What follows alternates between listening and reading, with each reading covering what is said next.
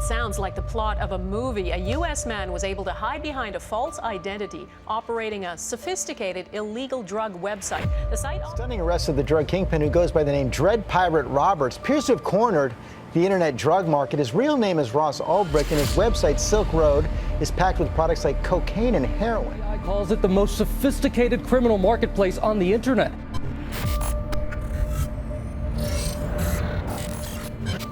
Dark web. Just hearing those two words can send shivers down your spine. It's a place where the darkest parts of the internet reside.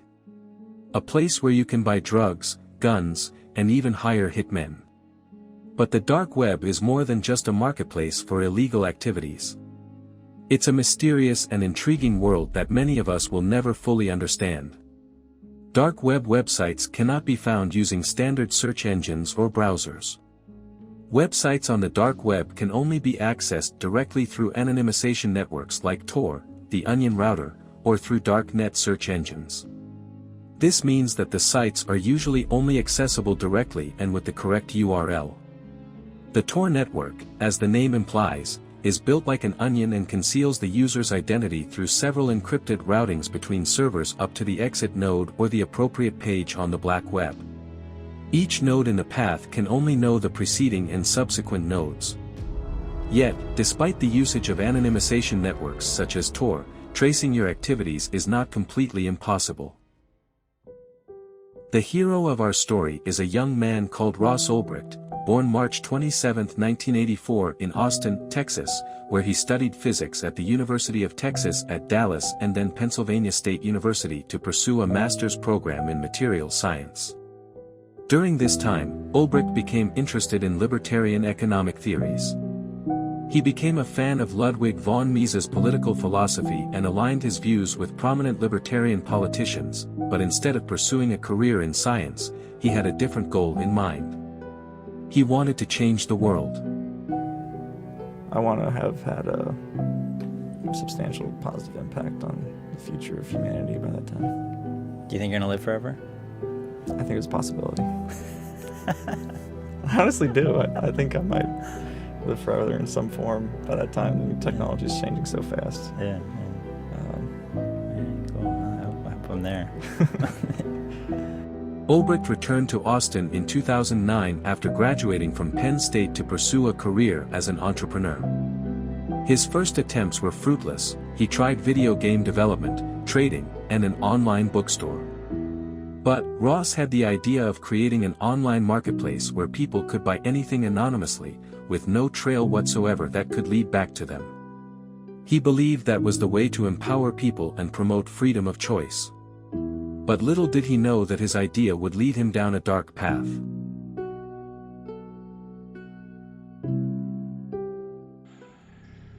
The digital revolution has changed life as we know it and brought many technological improvements.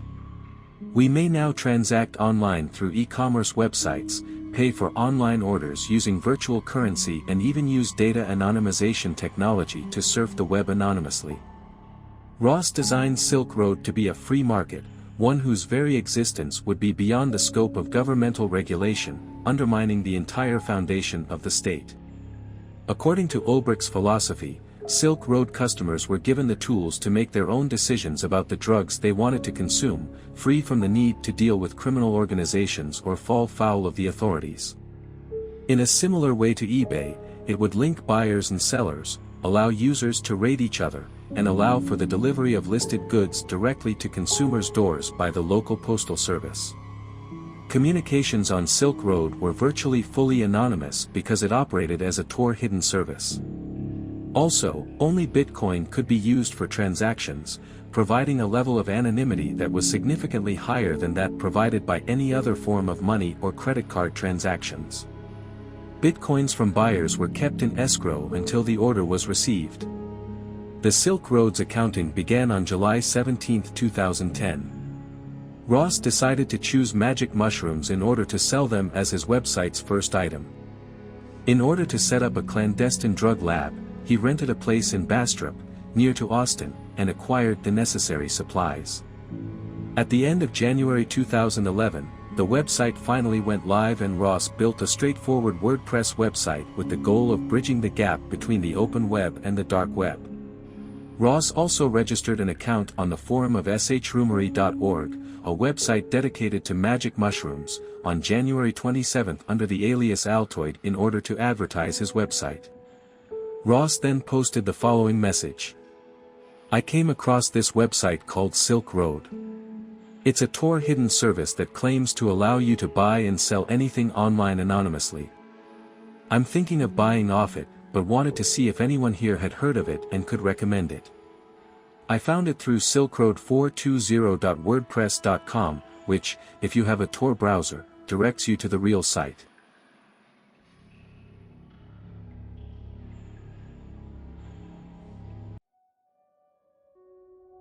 On June 1, 2011, an article by Adrian Chen about the platform was published on Gawker. Entitled The Underground Website Where You Can Buy Any Drug Imaginable, the article presents Silk Road in a favorable light and contains testimonials from several satisfied users.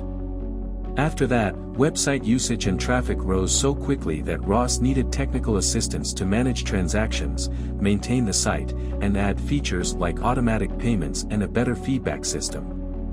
After a helpful hacker pointed out some critical flaws, he'd been doing it all himself, picking things up as he went along, programming automated transactions, and writing and rewriting the site using CodeIgniter. Richard Bates, a former classmate who was now a software engineer in Austin, had been consulted by Ross at an early stage. Bates assisted Ross with fundamental programming and handled emergencies like the website's first significant outage. Ross attempted to hire Bates when Silk Road took off, but Bates was already employed as a programmer.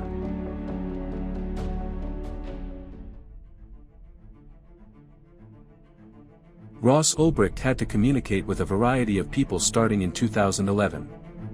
He had to resolve disputes between buyers and sellers, respond to their complaints and suggestions, and hire employees to assign development and moderation tasks. Among these people is Variety Jones. Variety Jones is a 48-year-old Canadian named Roger Thomas Clark who is also known under the plural of Mongoose and Simon. He resides in the UK and has made a career out of selling cannabis seeds. When he discovered Silk Road, it was a unique opportunity. He registered on the Silk Road forum on June 27, 2011 and begins to participate more actively. In November, he was the seller with the most items listed on the platform.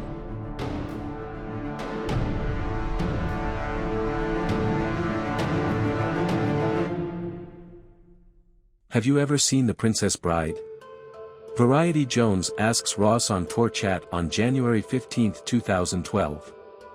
Ross responds that he does and that his parents have a videotape of the movie.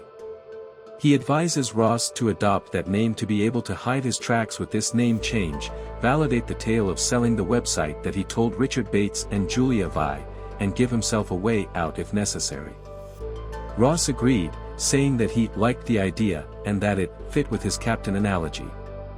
At the end of January, he travels to Thailand and begins a period of travels, during which he will build his new identity. On February 5, at 4:48 a.m., Ross revealed to the world his new username. As Silk Road's population grows, Ross was aware that he was becoming a prime target for both law enforcement and hackers. That's why he decided to improve the platform's operational security. In order to trust them and give them more responsibility, he requested the identity documents of his closest employees. He gets Inigo's driver's license, which turns out to be that of Andrew Michael Jones, a young American from Virginia. He also gets Curtis Clark Green's, known as Chronic Pain, as the wiki administrator, and then Flush.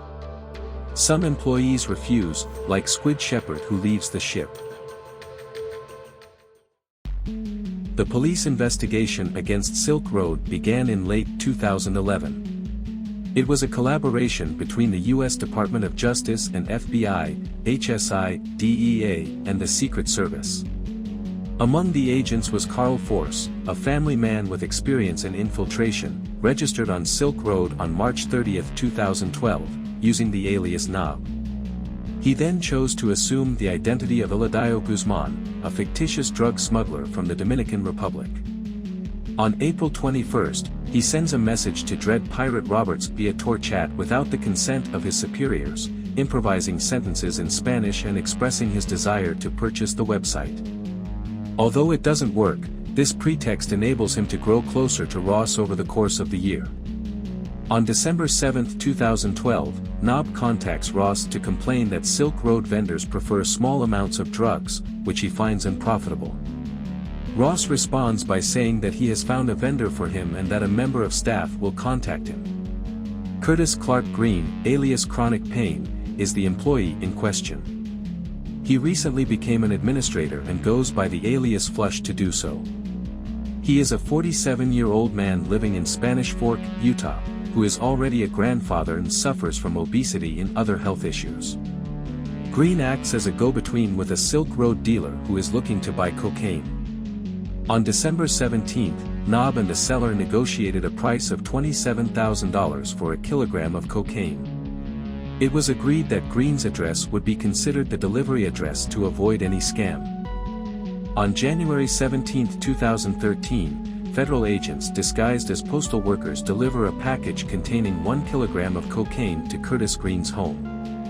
Curtis Green leaves his house to pick up the package and is arrested when he does. The agents, including Carl Force, search his home. Curtis Green was interrogated in order to obtain information from the site, and they eventually gain access to Green's accounts. They also have him confirm the delivery so that no one is suspicious, and the seller authorizes the transfer of the $27,000 in bitcoins from the escrow to Knob. A few days later, on January 25, a Secret Service agent named Sean Bridges uses access to Green's Silk Road account to grab 18,864 bitcoins, or about $350,000. The transfers are made to an address linked to Green's admin account. Bridges then sends the bitcoins to a number of other addresses that are part of the MTGOX exchange platform. On the 26th of January, Dread Pirate Roberts was informed by Inigo that Curtis Green had been siphoning off bitcoins from the accounts of a number of merchants. After doing some digging, he also found out that Green was arrested for possessing cocaine on January 17. Ross informed Knob that Green had stolen money from other users in addition to being arrested. Then, he asked to assist him in finding someone to harm him for his betrayal. On January 29, Knob comes back to him with an offer of $80,000 for Green's murder, to be paid half before and half after. Dread Pirate Roberts transfers $40,000 to Knob via TechnoCash, an anonymous payment method, on February 4. Meanwhile, Carl Force is staying at a Salt Lake City Marriott with Sean Bridges and another agent. With Green's cooperation, they fake his torture and then his death, shooting images to transmit to Ulbricht. Green agrees to maintain a low profile until further notice. Ross Ulbricht's identity was discovered by Gary Alford, who joined the investigation in February 2013. He is an agent of the IRS, and is responsible for inspecting Silk Road's finances. Gary approached the crime as a human problem. He had no understanding of the mechanics of Silk Road or blockchain when he began his investigation. His first step was to put himself in the shoes of Dread Pirate Roberts, and think what he would do if he owned a site selling drugs. He quickly realized he'd need people to know that it existed and where to find it. Alford's instincts proved to be correct. Using no analysis tool more advanced than Google search, Alford eventually found a post in 2011 by a figure called Altoid. In a chat room, Altoid had posted, "Has anyone seen Silk Road yet?" The following weekend, on June 1, he found Altoid's messages on Bitcoin Talk, including a job offer posted in October 2011 containing the email address rosselbricht@gmail.com.